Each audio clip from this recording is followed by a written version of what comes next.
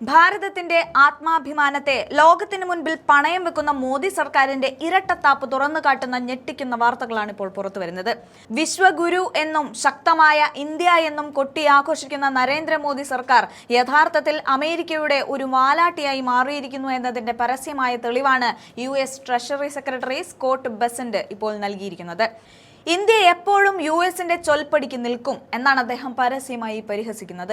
പശ്ചിമേഷ്യയിൽ യുദ്ധം കൊടുമ്പിരി കൊള്ളുമ്പോൾ റഷ്യൻ എണ്ണ വാങ്ങുന്ന കാര്യത്തിൽ ഇന്ത്യ സ്വീകരിക്കുന്ന നിലപാടുകൾ അമേരിക്കയുടെ ആജ്ഞാനുവർത്തികളുടേതാണ് എന്ന് സ്കോട്ട് ബെസന്റ് അടിവരയിട്ട് പറയുന്നുണ്ട്.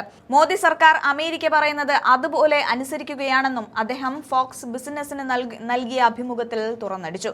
ഇന്ത്യൻ വിദേശ നയത്തെക്കുറിച്ച് അദ്ദേഹം പറഞ്ഞത് ഇങ്ങനെയാണ്: റഷ്യയിൽ നിന്ന് എണ്ണ വാങ്ങേണ്ട എന്ന് ഞങ്ങൾ ആദ്യം പറഞ്ഞപ്പോൾ ഇന്ത്യ അത് കൃത്യമായി അനുസരിച്ചു. ഇപ്പോൾ കപ്പലുകളിൽ കെട്ടിക്കിടക്കുന്ന എണ്ണ വാങ്ങാൻ ഞങ്ങൾ അനുമതി നൽകിയപ്പോൾ അതും അവർ അനുസരിക്കുന്നു. ഇന്ത്യക്കാർ വളരെ നല്ല അഭിനേതാക്കളാണ്. എത്ര വലിയ അപമാനമാണ് ഇത്! ലോകത്തിന് മുൻപിൽ ഇന്ത്യയെ വെറും അഭിനയിക്കുന്നവരായി അമേരിക്ക മുദ്രകുത്തുമ്പോൾ നമ്മുടെ രാജ്യം അമേരിക്കയുടെ വെറുമൊരു കളിപ്പാവയായി മാറിയിരിക്കുന്നു എന്ന് ഇതിൽ പരം വേറെ എന്ത് തെളിവാണ് വേണ്ടത്? റഷ്യൻ എണ്ണ വാങ്ങാൻ ഇന്ത്യക്ക് ഇപ്പോൾ ലഭിക്കുന്ന അനുമതി വെറുമൊരു താൽക്കാലിക ഇളവ് മാത്രമാണെന്ന് അമേരിക്ക ഓർമ്മിപ്പിക്കുന്നുണ്ട്. കടലിൽ കുടുങ്ങിക്കിടക്കുന്ന കപ്പലുകളിലെ എണ്ണ വിറ്റഴിക്കാനുള്ള അമേരിക്കയുടെ താല്പര്യം സംരക്ഷിക്കാൻ മാത്രമാണ് മോദി സർക്കാരിനെ ഇപ്പോൾ അവർ അനുവദിച്ചിരിക്കുന്നത്. അതായത് അമേരിക്കയുടെ താല്പര്യങ്ങൾക്കനുസരിച്ച് മാത്രം ചലിക്കുന്ന ഒരു റബ്ബർ സ്റ്റാമ്പ് മാത്രമായി മോദി ഭരണം മാറിയിരിക്കുന്നു. റഷ്യൻ എണ്ണ വാങ്ങുന്നത് നിർത്താൻ പറഞ്ഞപ്പോൾ അനുസരണയുള്ള കുട്ടിയെപ്പോലെ അത് നിർത്തിയ മോദി പകരം അമേരിക്കൻ എണ്ണ വാങ്ങാൻ തയ്യാറെടുക്കുകയായിരുന്നു. എന്നാൽ വിപണിയിൽ എണ്ണ ലഭ്യത കുറഞ്ഞപ്പോൾ റഷ്യൻ എണ്ണ സ്വീകരിക്കാൻ അമേരിക്ക കൽപ്പിച്ചു. മോദി അത് ശിരസ വഹിച്ചു. സ്വതന്ത്രമായ ഒരു വിദേശ നയം നമുക്കുണ്ടെന്ന് അവകാശപ്പെടുമ്പോഴും ട്രഷറി വകുപ്പിന്റെ ഓരോ നീക്കങ്ങളും അമേരിക്കയുടെ ലാഭത്തിന് വേണ്ടിയാണ് എന്ന് വ്യക്തമാണ്.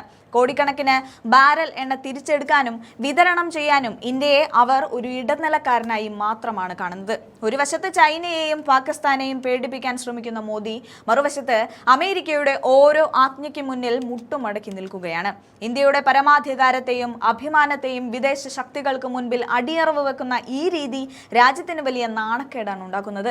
വിദേശ രാജ്യങ്ങളിൽ പോയി കെട്ടിപ്പിടുത്തവും സെൽഫിയും എടുക്കുന്ന മോദി സത്യത്തിൽ അമേരിക്കയുടെ ചൊൽപ്പടിക്ക് നിൽക്കുന്ന ഒരു വാലാട്ടിയായി മാറിയിരിക്കുകയാണ് എന്ന് ഇവിടെ വ്യക്തമായിരിക്കുകയാണ്. സഖ്യകക്ഷി എന്ന് അമേരിക്ക വിശേഷിപ്പിക്കുന്നുണ്ടെങ്കിലും തങ്ങൾ പറയുന്നതിനപ്പുറം ഒരടി മുന്നോട്ട് വെക്കാൻ ധൈര്യമില്ലാത്ത ഒരു ഭരണകൂടമാണ് ഇന്ത്യയിലുള്ളതെന്ന് ലോകം പരിഹസിച്ചു തുടങ്ങിയിരിക്കുന്നു. ആഭ്യന്തര വിപണിയിൽ ഇന്ധനവില കുറയ്ക്കാൻ പോലും കഴിയാതെ അമേരിക്കയുടെ താല്പര്യങ്ങൾ സംരക്ഷിക്കാൻ ഓടി നടക്കുന്ന ഈ സർക്കാരിന്റെ പൊള്ളത്തരം ജനങ്ങൾ തിരിച്ചറിഞ്ഞു കഴിഞ്ഞു എന്ന് തന്നെ പറയാം.